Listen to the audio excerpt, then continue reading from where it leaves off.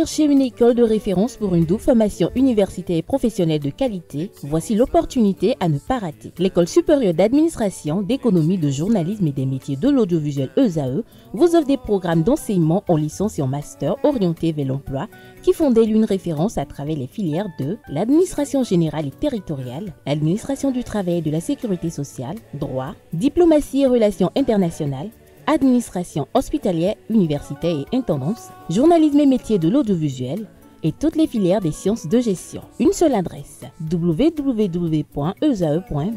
Rendez-vous dès maintenant sur nos campus ESAE Bedjromende au numéro 90 93 65 21 ou au numéro 98 98 14 00. Paracourt sur le numéro 52 46 12 12. Aboumé-Calavi au numéro 52 88 44 44. Akpata au numéro 52 88 33 33. ESAE, l'excellence à un nom. Lundi 19 mai 2025, mesdames et messieurs, tout de suite et maintenant, votre émission Le Monde en 52 minutes. Ce lundi, 50 ans après sa création, où en sommes-nous? Là, je veux parler de la CEDEAO. Gaza serait-il la pomme de discorde entre l'administration Trump et Netanyahou? Pour en parler, je reçois avec moi cet après-midi Morgan Asogba-Metonji, les consultants en géopolitique. Bonsoir. Bonsoir, Tatiana. En face de Morgan, il n'est plus à présenter. Hamzat Abdoulaye, expert en relations internationales. Bonsoir Hamzat. Bonsoir. Quoi, bon, comme on dit? C'est un plaisir d'être à nouveau sur ce plateau. Alors, tout de suite et maintenant, la CEDEAO a connu de nombreux soubresauts. Alors aujourd'hui, quels sont selon vous les retraits et les conséquences qu'entraîne le départ du Niger, du Mali et du Burkina Faso? Oui, les regrets, c'est tout à fait compréhensible. Même les autorités de l'institution l'ont dit, ils regrettent la situation qui se présente à eux. Et donc, par ricochet, ils regrettent sérieusement d'avoir eu à prendre des actions qui ont conduit ces États à quitter l'institution. Maintenant, à part ce regret, quand vous regardez le trajet de la CEDEAO, depuis sa création jusqu'au jour d'aujourd'hui, c'est quand même 50 ans. Hein. Et pendant ces 50 ans, les trois États qui ont quitté l'institution il y a à peine 2 ans, ont contribué aussi à atteindre ce niveau d'intégration régionale. La CEDEAO est considérée comme étant cette institution d'intégration la plus avancée en Afrique, ce qui est à son actif. Mais de façon concrète, qu'est-ce qu'on a? On a quand même une institution qui a facilité ce qu'on appelle aujourd'hui la CEDEAO des peuples. Quand vous regardez les peuples ouest-africains, ce sont des peuples qui sont très intégrés, fortement intégrés. Les communautés de chaque État membre de la CEDEAO se retrouvent facilement dans les autres États membres de la CEDEAO et contribuent à un développement économique remarquable. Vous prenez les Nigériens au Bénin, vous prenez la communauté malienne en Côte d'Ivoire, vous prenez la communauté ivoirienne dans le Burkina Faso et ailleurs, c'est remarquable. Ça, c'est un fait que la CEDEAO, en tant qu'institution, a d'une façon ou d'une autre facilité. Mais il y a l'institutionnalisation de cette CEDEAO des peuples qui pose problème, et qui a justifié même l'intention de cette CEDEAO à un moment donné de dire qu'il est nécessaire de quitter une CEDEAO des États à une CEDEAO des peuples. Institutionnalisation de quelle façon? Il s'agit de mettre les peuples au cœur même des politiques de développement de la CEDEAO. Et là, on a du mal à ressentir cela. On a comme un fossé qui s'est créé au fil du temps entre les aspirations du peuple même par rapport à l'amélioration de ses conditions et les aspirations de la CEDEAO en matière de politique de développement et donc d'efficacité, d'efficience au niveau de cette amélioration des conditions de vie des peuples. Alors, je me retourne vers vous, Hamzat, vous qui êtes expert en relations internationales. Certains estiment qu'il ne faille pas forcément surestimer ou encore sous-estimer le retrait de ces trois pays de la CEDEAO. Pourquoi? Alors, moi je pense foncièrement qu'il ne faut pas réduire la CEDEAO au retrait de ces trois États. C'est récent. ce qui s'est passé sous nos yeux à travers la création de l'Alliance des États du Sahel, à travers cette rupture entre ces trois États et la CEDEAO.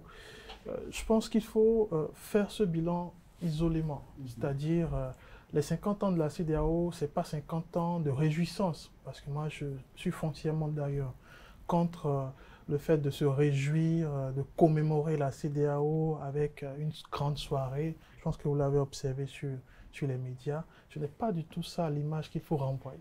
Il faut beaucoup plus se miser. Alors vous aurez voulu quoi? Que les 50 ans passent inaperçus, 50 ans de que ça passe réflexion. comme une lettre à la poste, mais c'est pas comme s'il n'y a pas eu de réflexion, hein, Non, il n'y a pas de réflexion. À l'heure actuelle, il n'y a pas de réflexion pour anticiper une CEDEAO sans ces trois États, pour anticiper une CEDEAO qui peut collaborer peut-être dans l'avenir avec l'AES comme étant une organisation multilatérale et qui peut apporter un plus à la CEDEAO et aux États, voire même au peuple de la CEDEAO.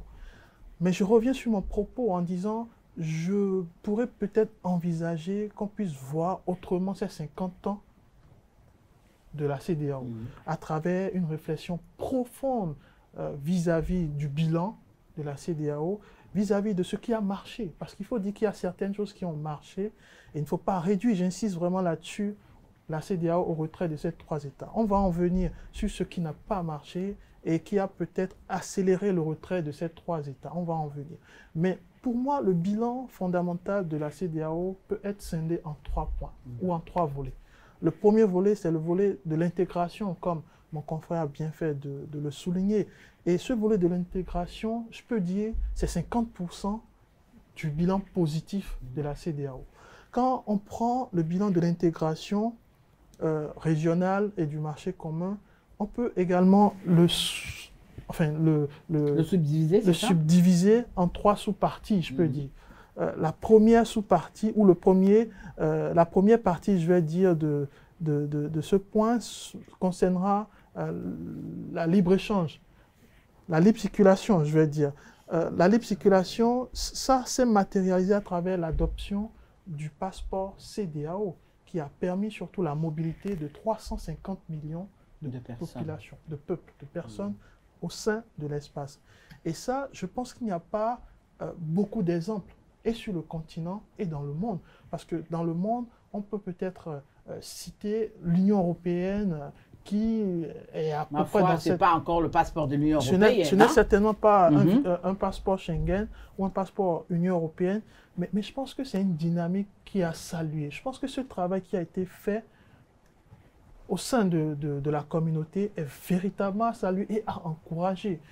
Et deuxième point, c'est l'harmonisation des politiques économiques. Vous savez, la CEDEAO a instauré ce qu'on appelle le TEC, le tarif extérieur commun, qui permet donc une harmonisation économique au sein de l'espace. Et ça, c'est également un point très important, un point positif très important à souligner. Et enfin, je peux souligner les projets d'envergure d'infrastructure que la CEDEAO a dirigés de main de maître, comme le projet du corridor Abidjan, Cotonou, en passant par Lagos, Lomé, et j'en passe. Donc, je pense que c'est des points clés qui sont relatifs à la question de l'intégration. Le deuxième point, c'est la question du maintien de paix et de sécurité au sein de l'espace.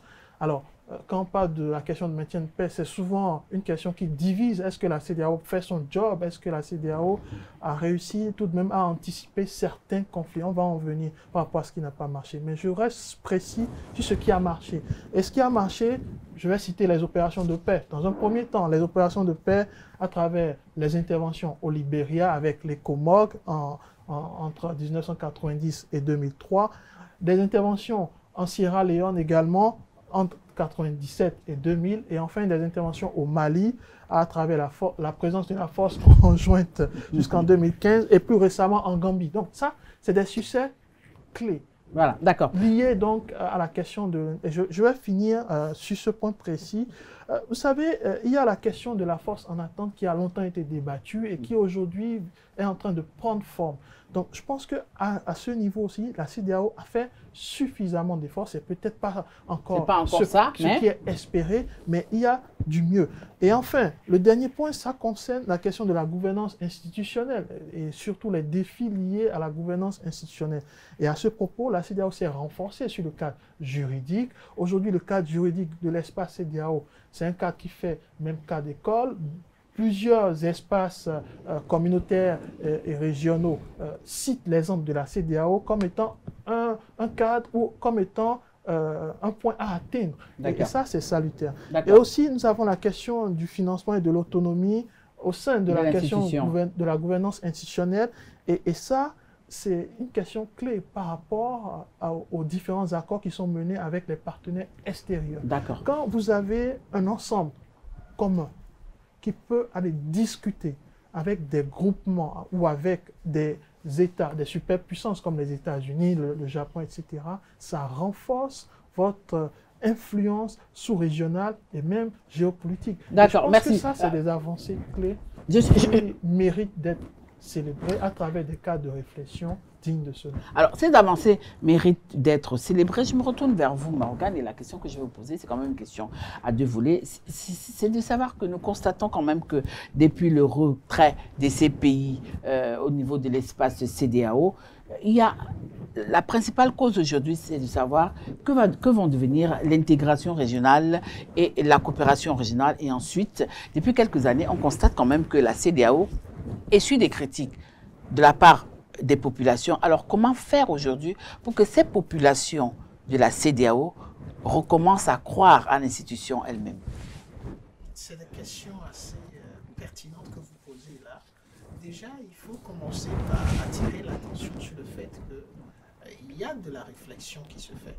Et je pense que s'il n'y avait pas de la réflexion, on ne serait pas arrivé au point où la CEDEAO, en tant qu'institution, reconnaisse elle-même qu'elle a fait des erreurs pour ce qui est de la dernière situation, mais bien avant qu'elle prenne conscience du fait que il est nécessaire que l'institution arrive à mobiliser des fonds à l'interne plutôt que de dépendre des partenaires techniques et financiers.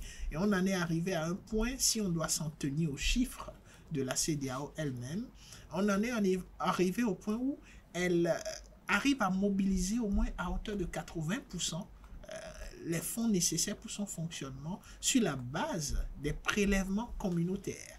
Et ça, c'est tout un système qu'il faudra expliquer probablement dans un contexte différent. Maintenant, pour ce qui est de l'institution et de sa crédibilité vis-à-vis des populations peuples, et surtout des peuples également. C'est important. Il y a un travail de communication qui est nécessaire. Pourquoi? Parce que la CEDEAO, depuis quelques années, pour ne pas dire durant presque tout le temps, s'est comportée comme une institution qui travaille dans la capacité de ses moyens, sans pour autant montrer non seulement ce qu'elle fait, mais l'utilité de ce qu'elle fait. Et surtout de ce qu'elle a aussi. De ce qu'elle est, effectivement.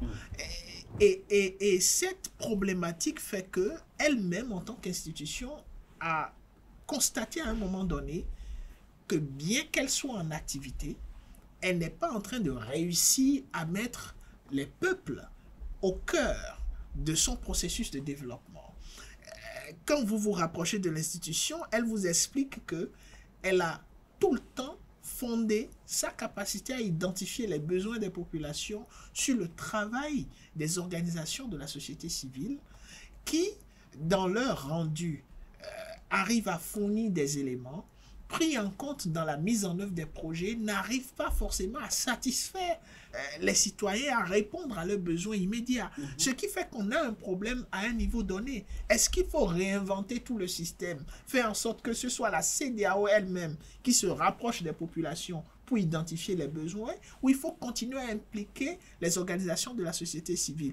tout un processus. Oui, mais vous, en tant que consultant géopolitique, est-ce que vous croyez que ces organisations de la société civile aideront vraiment la CEDEAO à atteindre cet objectif quand on sait que chacun prêche pour sa paroisse? Je suis entièrement d'accord avec vous sur la perception de chacun prêche pour sa paroisse, parce que c'est un fait dans la gestion même de ces organisations qu'on appelle organisation de la société civile. Il en vient aujourd'hui à se poser la question de savoir c'est quoi une organisation de la société civile. Est-ce une organisation qui est représentative hautement de ce que vivent les citoyens à la base, ou c'est une organisation qui accompagne le gouvernement ou les institutions gouvernementales dans leur contribution à l'amélioration des conditions de vie. Alors, que ce soit l'un ou l'autre, le résultat n'est pas forcément le même. Parce qu'une organisation qui accompagne le gouvernement est d'abord là pour elle-même. Mais une organisation qui se fonde sur ce que vivent les populations à la base implique ces populations et donc rend plus fiables les données qui pourraient émaner de cela. Donc la CEDEAO va devoir trouver le moyen pour combiner à la fois, parce qu'il faut rappeler que ces organisations font aussi un travail, à la fois la participation de ces organisations et l'implication directe des populations. Et là, c'est une équation qui mérite une réflexion profonde qui ne devrait pas se faire seule. Alors, lorsqu'on vous écoute, on a comme l'impression que la légitimité de la CEDEAO est véritablement remise en doute aujourd'hui par les populations. Oui, la légitimité, je ne pense pas forcément, mais la capacité de la CEDEAO à représenter ce que souhaitent les populations aujourd'hui est remise en cause. Surtout que les populations ne connaissent pas la CEDEAO. Au fait, nous sommes à un point où il faudrait déjà connaître l'institution pour remettre en cause ce qu'elle représente. Mais quand vous regardez la pratique aujourd'hui, et si vous descendez même dans les populations et que vous faites un micro-trottoir et vous posez la question de savoir c'est quoi la CEDEAO, vous serez étonné de voir les réponses des populations. Parce que les populations ne connaissent pas. Et cela m'amène à clarifier même ce qu'on peut comprendre par CEDEAO en tant qu'organisation internationale. Cette organisation ne peut pas se substituer à un État. Ce sont des organisations qui ne peuvent que fonctionner dans les limites de la portion de souveraineté que les États accordent à ces institutions. Et vous voyez des populations s'en prendre à la CEDEAO parce qu'elles laissent se faire entre griffes des tripatouillages et des coups d'État institutionnels. Mais face à un coup d'État institutionnel, une organisation internationale comme l'ONU, la CEDEAO ou toute autre institution est incompétente, n'est pas capable d'agir puisque à l'interne, c'est-à-dire à l'intérieur d'un État, il y a tout un dispositif fourni par la loi fondamentale qui permet à l'État non seulement de réviser cette loi fondamentale, mais qui régit le fonctionnement. Et donc, aucune autre organisation internationale n'est a priori en mesure de venir imposer à un État à l'interne son comportement. Donc, il y a une question de responsabilité qui doit être revue pour situer les responsabilités de tout un chacun et pour permettre maintenant à la CEDEAO d'exister. Donc, elle doit communiquer sur qui elle est, sur ce qu'elle fait et comment impliquer les populations. Alors, Hamzat, aujourd'hui, que sont devenues les valeurs démocratiques, d'égalité, de liberté, de justice et de pluralisme que la CEDEAO a toujours défendues? Je pense que ces valeurs restent des valeurs sur papier pour l'instant, parce que entre l'application... Est-ce que c'est pas un peu trop dur là, dire que c'est des valeurs qui restent sur papier? On a quand même eu des États démocratiques, hein, écoutez, au niveau de... Si vous suivez le développement de mon confrère tout à l'heure, vous allez comprendre qu'il y a des insuffisances, surtout même au niveau de la communication de la CEDEAO, et surtout au niveau de la perception des actions réelles de la CEDEAO au sein des peuples. Et ça, c'est un véritable problème, puisque la CEDEAO, c'est la communauté des États. Mais c'est une communauté des États qui veut aller vers une communauté des peuples, en réalité. Mais dans le fond, ça ne s'est jamais observé. Et ces valeurs que vous venez de citer, pour moi, c'est des valeurs que les peuples au sein de la CEDEAO, de l'espace CEDEAO, doivent pouvoir déceler. On n'a pas besoin de leur faire un débrief, de leur faire un pitch sur un plateau avant qu'ils puissent savoir que ce sont les valeurs que défend la CEDEAO. Donc, je réitère mes propos, c'est des valeurs sur papier, ça reste pour l'instant sur papier, peut-être encore étendu pour une certaine doxa politique à travers ces hommes politiques de la CEDEAO, ces fonctionnaires de la CEDEAO, et ça se limite qu'à ceux-là. Mais au-delà, on ne voit pas grand-chose de ces valeurs. Ça, c'est la première chose. La deuxième chose, je pense que au niveau des limites de la CEDEAO, je pense qu'il y a un vrai travail qui doit être effectué. Et c'est ça, pour moi, la carence au niveau de la réflexion. Quand je dis 50 ans de CEDEAO, je ne dis pas qu'il y a 50 ans d'absence de réflexion, mais je dis 50 ans peut-être d'absence d'anticipation vis-à-vis de notre époque. Je pense que il y a 50 ans, les enjeux n'étaient pas pareils aux enjeux qu'on évoque aujourd'hui. Il y a 50 ans, la question du changement climatique n'était même pas évoquée. Il y a 50 ans, la question même de la fin ou de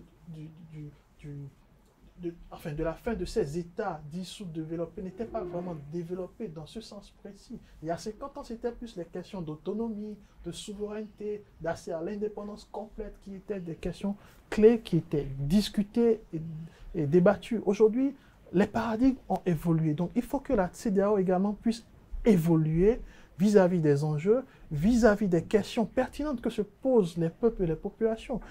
Qu'incarne aujourd'hui la CEDEAO, à part un appareil multinational, un appareil qui est vu de loin comme étant peut-être inactif et n'étant pas du tout impactant sur le quotidien des populations. Donc, vous allez comprendre la façon dont les Burkinabés, les Nigériens et les Maliens ont bouté dehors la CEDEAO et les autres qui sont autour. Et enfin, je vais parler de la question, parce que mon confrère a soulevé un point qui m'a fait froncer les sourcils par rapport à ces fameux 80% qui participent au fonctionnement à l'interne de la CEDEAO. Est-ce que les États sont suffisamment investis à ce taux? Moi, je crains que ce taux soit réel, parce que pour moi, la CEDEAO reste toujours dépendante. Et c'est aussi un problème à régler. Quand vous êtes dépendant, il vous est difficile d'obtenir l'autonomie. C'est d'ailleurs ce pourquoi les pères fondateurs du panafricanisme, Kwame Nkrumah, Nnamdi Azikiwe, disaient si on obtenait l'indépendance sur la base formulée, si on n'arrache pas l'indépendance, eh bien on risquerait d'en souffrir. Et je pense qu'aujourd'hui, la CEDEAO a beau être une organisation autonome, indépendante, multilatérale, et tout ce qu'on veut, mais derrière, elle n'est pas autonome financièrement. Et les États ne sont même pas capables de pouvoir subvenir aux besoins d'une communauté qu'ils ont érigée comme étant la communauté, comme étant la monnaie commune à tout le monde pour pouvoir mener certains échanges, certains débats liés à la sous-région. Et je pense que vous ne pouvez pas régler les problèmes d'ensemble si vous ne mettez pas la main à la pâte, si vous ne financez pas, si vous n'apportez pas une contribution personnelle. Et dans aucune constitution, malheureusement, n'est inscrit une seule ligne pour obliger les États, dans aucune constitution, pour obliger les États à contribuer sur un taux, même si c'est un 0,010% sur le budget national ou le budget annuel, pour contribuer à la CEDEAO, encore moins à l'Union africaine. Donc, vous allez constater que ces organisations, malgré leur volonté, malgré leur ambition, dépendent financièrement de l'Union européenne, des États-Unis, qui malheureusement leur imposent une vision et leur imposent des choses qui aujourd'hui ne passent plus, surtout quand il s'agit de cette question de souveraineté. Alors justement, parlons de ces valeurs démocratiques. Comment est-ce que la CEDEAO peut encore les appliquer aujourd'hui, si c'est éventuellement possible? Non, les valeurs démocratiques sont entièrement possibles. Et la CEDEAO... Avec les montées qu'on assiste dans la sous-région, là, on peut avoir effet de contagion. Hein? On peut aussi avoir effet de contagion par rapport à l'exploit sénégalais. On peut avoir effet de contagion par rapport à l'exploit ghanéen. C'est pour dire simplement que la CEDEAO en tant qu'institution, en tant qu'organisation internationale, ne peut que promouvoir les bonnes pratiques et les valeurs.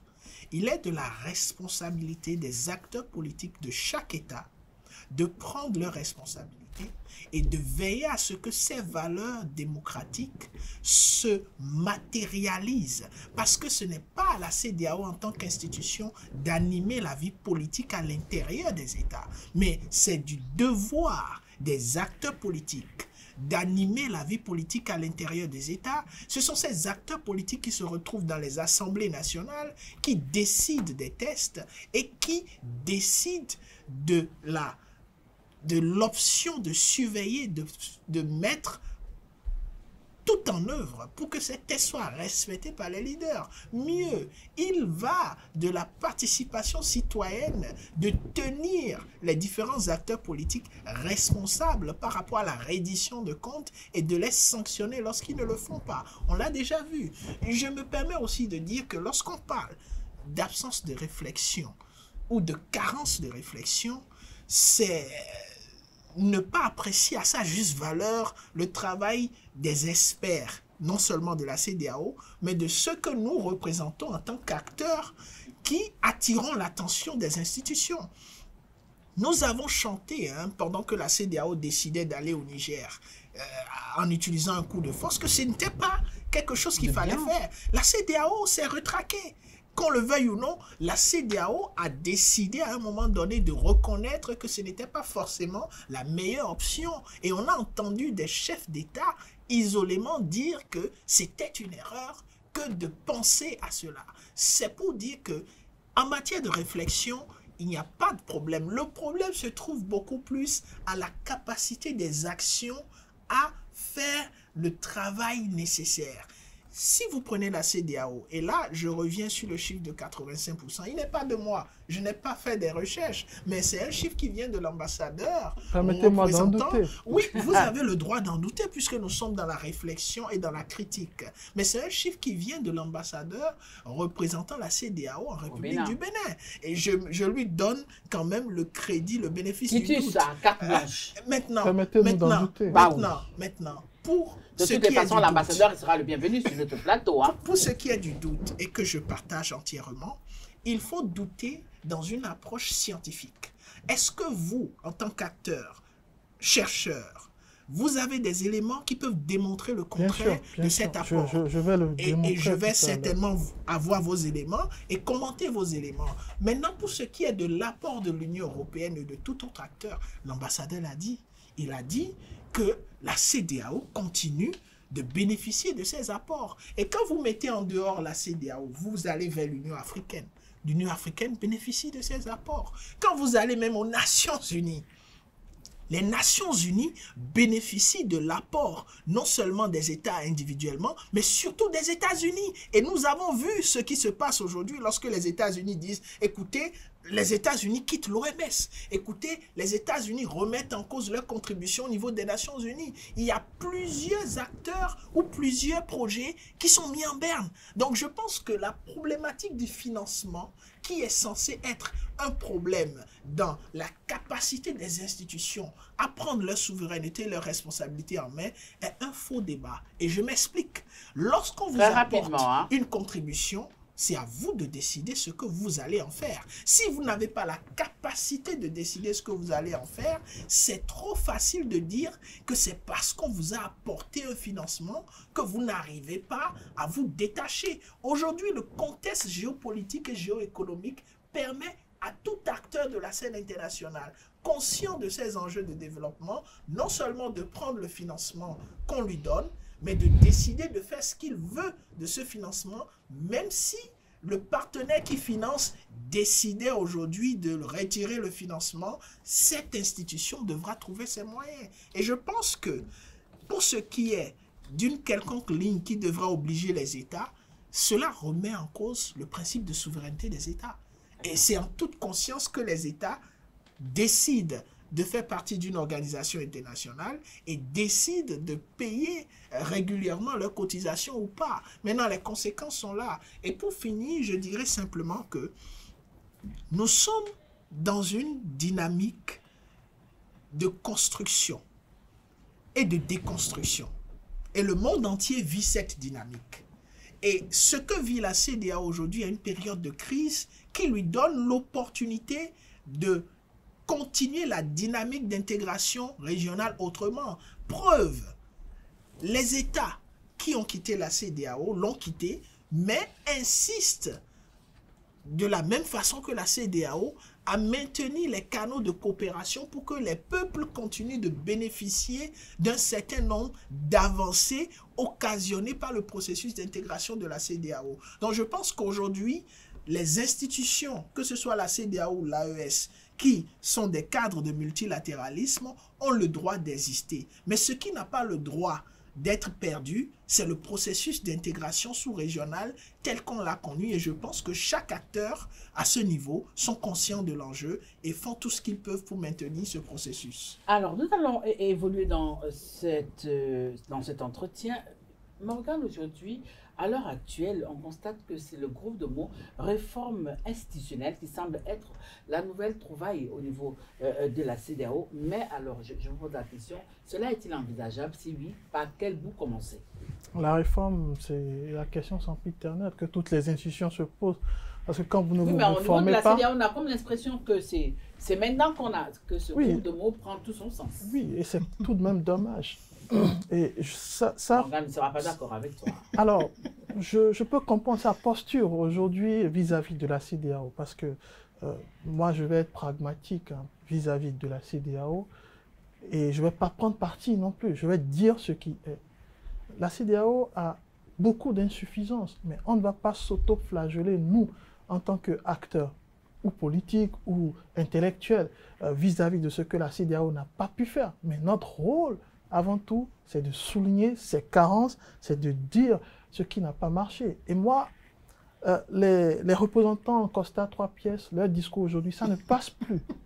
Parce que l'approche scientifique veut quoi? Qu'on émette des hypothèses, et derrière ces hypothèses, qu'on puisse faire un point précis pour savoir où est-ce que nous en sommes. Avancer des chiffres, ça ne sert à rien du tout, parce que c'est la réalité qui compte dans tout ce qu'on fait.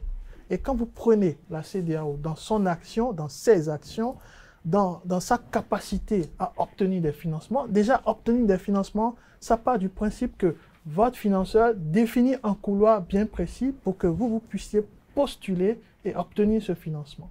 C'est déjà des choses qui sont établies depuis longtemps. Donc je pense qu'aujourd'hui, dire que ce sont absolument les États qui financent à 80 ou 85% le fonctionnement de cette CEDEAO.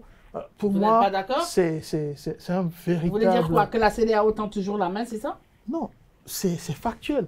La CEDEAO dépend exclusivement de ces fonds qui proviennent de l'Union européenne en 2025. En 2025, dépend de l'Union européenne, dépend des États-Unis à travers plusieurs programmes. Mais ça, ce n'est pas le sujet. Ce n'est même pas le sujet. Aujourd'hui, ce n'est pas le sujet. Le sujet, c'est de savoir qu'est-ce qu'ils font des fonds obtenus.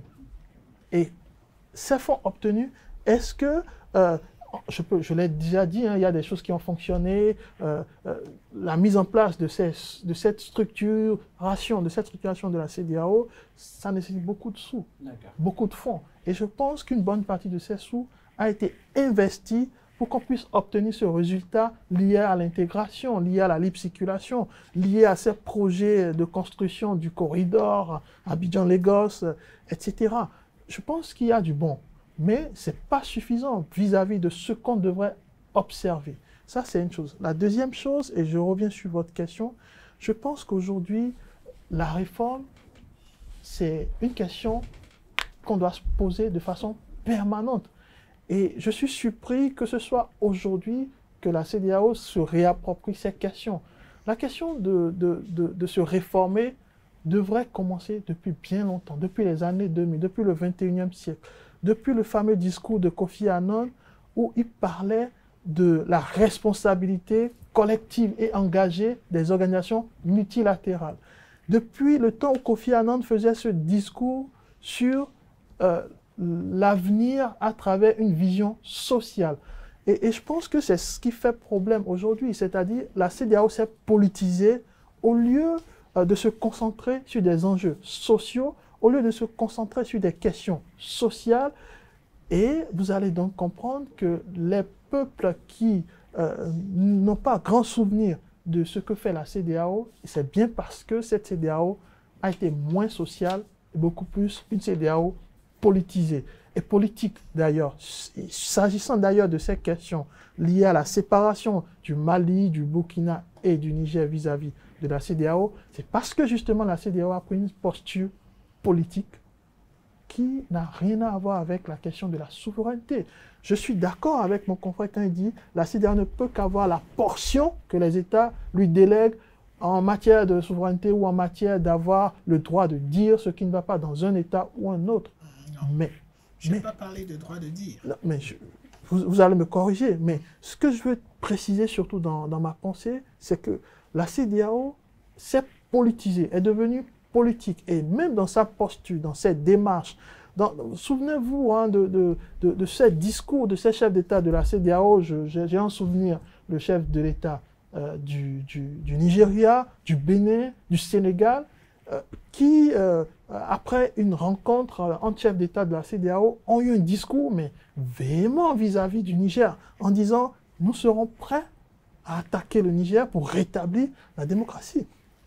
Et je pense qu'il n'y a pas de valeur digne de ce nom, parce que pour moi, la démocratie, c'est une valeur importée. On doit être clair là-dessus. Ah, une valeur importée qui n'a pas forcément marché. Merci, donc aujourd'hui, je ne suis pas, je finis là-dessus, je ne suis pas en train de dire que les régimes militaires ou autoritaires qui sont en train de s'installer sont la meilleure des choses pour les peuples. Non, mais je dis cette démocratie importée, cet État importé à travers le drapeau, à travers l'hymne national, à travers l'espace géographique, à travers le gouvernement élu sur la base des élections qui ne permettent même pas à toute la population de participer, puisque même 10% d'une population d'un État peuvent participer à l'élection d'un chef d'État, de tout l'État. Et ça, c'est ça la démocratie importée. Donc, je dis, l'échec de cette démocratie importée, c'est un travail de réflexion qu'on doit tous mener, et cette CEDEAO n'a pas du tout à se politiser ou à imposer des valeurs qui ne sont pas forcément les nôtres. Alors, pour sortir de ce sujet, parce qu'il est intéressant, nous allons revenir une fois encore dans quelques semaines sur ce plateau. Alors, pour sortir de ce sujet CEDEAO, certains estiment qu'il est primordial aujourd'hui pour réussir la nouvelle CEDEAO, il faille mettre en place une politique de la citoyenneté. Je suis entièrement d'accord avec ceux qui le disent. Pourquoi? Parce que les citoyens, pour ne pas dire les peuples, doivent être au cœur des politiques de développement et des projets. Et c'est ça la difficulté majeure de l'institution. Et c'est la solution aussi de l'institution. C'est même le seul élément qui pourrait fédérer l'intégration régionale comme on le souhaite. Et je tiens quand même à préciser sur le plateau que je ne suis pas défenseur de la CEDEAO. Je suis défenseur du processus d'intégration régionale entamé et bien chaperonné jusque-là par la CEDEAO. Qu'on le veuille ou non, les faits sont là. C'est la meilleure institution d'intégration régionale de l'Afrique. Et sur ce plan, ce serait aberrant de ne pas défendre le processus d'intégration entamé par la CEDEAO. Je reste là. Maintenant, pour en venir, moi, j'attendais que vous puissiez me donner des preuves. J'allais y en venir. Vous n'avez pas fait. Donc, je suis resté sur ma faim. Hamzat et Morgane, ce sera une autre fois sur ce plateau où vous allez apporter des preuves. Je suis resté sur ma faim. Là, on va permettre à Morgane de chuter pour passer au second sujet. Naturellement. Je suis resté sur ma faim et je comprends quand même qu'il faille critiquer. Personne ne dit que c'est parfait. Et la politique citoyenne doit être au cœur. L'institution en est consciente, mais il reste la problématique de la faisabilité. Vous voyez, nous sommes dans une situation très complexe où on veut demander à une institution politique, et je reviens sur cela, la CEDEAO est politique. Vous-même, vous l'avez défini tout à l'heure, communauté des États. Les États sont des acteurs politiques par excellence des relations internationales. Donc tout ce que la CEDEAO va faire doit être d'abord politique avant d'être social. Et c'est là le vrai problème. On attend d'une institution politique qu'elle fasse du social, purement et uniquement du social, sans que cela ne soit conditionné par le politique, ce qui est un schéma, pour ne pas dire une équation difficile à imaginer. Je pense qu'aujourd'hui, on est arrivé à un point où, et je comprends, les tests de la CEDEAO sont tellement audacieux que la CEDEAO a voulu associer le politique au social. Vous savez, passer d'une CEDEAO des États à une CEDEAO des peuples, c'est suffisamment audacieux pour une institution comme la CEDEAO. Et c'est là, peut-être, ce qui semble nourrir le débat autour de la capacité de la CEDEAO à purement faire le social. Mais je suis très convaincu, et j'insiste sur le fait que, comme vous l'avez suggéré, et comme je l'ai aussi suggéré plusieurs fois, et que la CEDEAO aussi le sait, il est nécessaire de trouver la méthodologie la plus adéquate pour mettre le citoyen au cœur du processus d'intégration régionale. Pour le faire. Non, Hamzat, non, certainement, le représentant résident de la CEDEAO au Bénin sera sur notre plateau les jours à venir pour qu'on puisse en discuter. Là, nous allons du côté de Gaza. Gaza serait-elle la pomme des discordes entre l'administration Trump et Benjamin Netanyahou? Alors, Hamzat, dites-nous, qu'est-ce qui se passe entre l'administration Trump et Benjamin Netanyahou? Oui, vous êtes en train de sourire, mais on n'a pas le choix. C'était deux sujets. Là, nous sommes en plein dans le deuxième sujet. Oui, je pense que vis-à-vis de la question à Gaza, beaucoup de choses ne fonctionnent pas. Et je pense qu'on a aujourd'hui deux mondes qui s'affrontent. Il y a ceux qui sont pro-Gaza et il y a ceux qui sont pro-Israël. C'est les deux mondes qui s'affrontent aujourd'hui. Alors, on avait cru au début que Donald Trump mettrait fin au conflit à Gaza tout de suite, en adoptant une politique très dure vis-à-vis de Benjamin Netanyahou, mais ce ne fut pas le cas. Après les visites qui ont suivi son élection de Netanyahou à Washington, il est resté dans une sorte de continuité de soutien tacite à Israël. Et aujourd'hui, je pense que le cessez-le-feu n'est plus respecté. Les fondamentaux sur lesquels Trump et Netanyahou se sont entendus ne sont pas respectés. Et je pense que devant nous, aujourd'hui, se déroule un drame humanitaire et humain. Et mieux on s'en rend compte, et mieux c'est. Parce qu'aujourd'hui, le drame qui se déroule vis-à-vis de nos yeux, eh bien, c'est horrible. Pour moi, aujourd'hui, l'histoire va retenir ceux qui sont du bon côté. Et ceux qui sont du bon côté, c'est ceux qui vont soutenir la fin de cette horreur à Gaza. Je pense que Benjamin Netanyahou est dans une vision mortifère de ce que devrait représenter l'État d'Israël. L'État d'Israël, pour Benjamin Netanyahou, veut rester cet État qui veut dominer à travers des méthodes barbares, à travers des méthodes inhumaines et complètement différentes de notre époque, parce que ces méthodes, c'est des méthodes qui étaient appliquées au XXe siècle et suivaient mon regard entre 1939 et 1945. Donc pour moi, ce retour au passé ne doit pas être toléré, pas que par Donald Trump, mais par le monde entier. Et je pense qu'il faut d'ailleurs que les États africains puissent prendre parti, puissent prendre leurs responsabilités et dire clairement ce qui doit être, surtout lors de la prochaine Assemblée aux Nations Unies. Je pense que la question palestinienne, c'est une question dont tous les États doivent absolument s'en saisir. Parce que le pire n'est pas loin en réalité. Puisque quand vous prenez les États africains et Gaza, qu'est-ce qui les sépare? Pas grand-chose. Derrière, il y a toujours un État qui est ancien colonisateur, qui est derrière, ou un État qui veut toujours tirer les ficelles quand il s'agit de l'influence au sein des États africains et autres. Donc, je pense qu'il est important qu'on puisse se saisir de ces questions pour non seulement s'affranchir, mais également permettre à ce que ce drame qui se déroule sous nos yeux puisse prendre fin. Et ça dépend de la volonté politique de nos représentants, de nos gouvernants, et ça dépend aussi de la volonté, de la ferme volonté politique des politiciens de l'Union européenne, parce que je pense que ce sont eux aujourd'hui qui alimentent le flou autour du soutien ou non à Benjamin Netanyahou. Alors justement, est-ce que l'administration Trump serait-elle déjà en train de perdre patience d'un côté, et de l'autre côté, l'État hébreu a-t-il raison de se sentir marginalisé venant de la Maison-Blanche? Oui, vous savez, le président Donald Trump est dans une philosophie de business. Il le fait du business. Dès son voyage à Gaza, on a tous entendu, hein, sa vision, c'est de faire de Gaza peut-être une côte d'azur de cette région. Et donc, lorsque les intérêts du business ne sont pas au rendez-vous, il va voir ailleurs d'abord tout en gardant en tête qu'il doit régler la problématique de Gaza. Ce qui justifie l'impression que Israël pourrait d'avoir été mis à l'écart ou mis de côté. De l'autre côté, on a vu le président Donald Trump dans les pays du Golfe, particulièrement au Qatar, faire un bon deal en griffe. Je mets en griffe parce qu'il faut aller voir tout ce qu'il y a derrière ce deal. Mais qu'on le veuille ou non, c'est déjà un très bon deal avec des aller dans cette partie du monde sans passer par Israël. Sans passer par Israël. On se pose des questions. Voilà. Et donc, nous sommes là, toujours dans la philosophie et la stratégie économique du président Donald Trump. Est-ce que Israël va y passer? Je ne pense pas. C'est peut-être une façon pour le président Donald Trump d'attirer l'attention du Premier ministre sur le fait qu'il est temps de voir la chose autrement. Quand vous regardez de façon objective, qu'est-ce que Israël a gagné à continuer cette guerre? Vous ne voyez rien.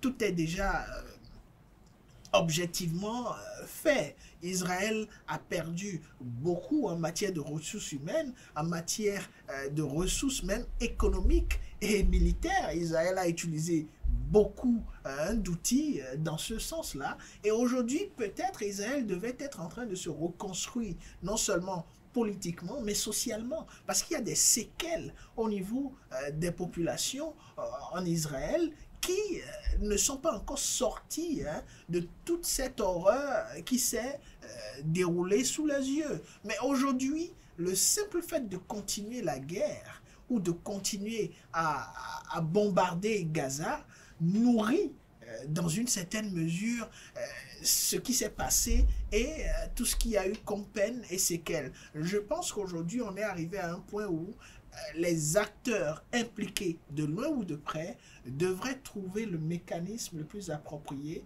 pour que Israël n'ait plus la capacité de nuire à toute cette population gazaoui qui est dans une crise humanitaire assez poussée. Mieux, si il faille amener Israël à trouver un mécanisme de paix et que cela doit passer par des actions purement politiques et très, très diplomatiques, les acteurs concernés doivent le faire et au premier chef les États-Unis. Et je pense que c'est ce à quoi le président Donald Trump peut être en train de réfléchir sans pour autant empêcher Israël d'exister parce que la relation États-Unis-Israël reste une relation à entretenir pour la postérité. Alors justement, pour mettre fin à notre émission de cet après-midi, très rapidement, nous avons vu les États-Unis négocier la libération de l'otage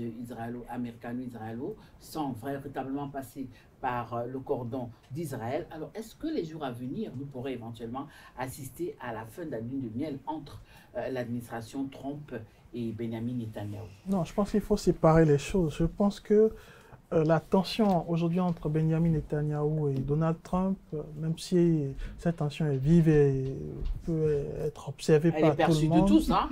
Oui. Ça n'a rien à voir avec la relation entre les États-Unis et Israël. Ça, c'est deux choses à séparer.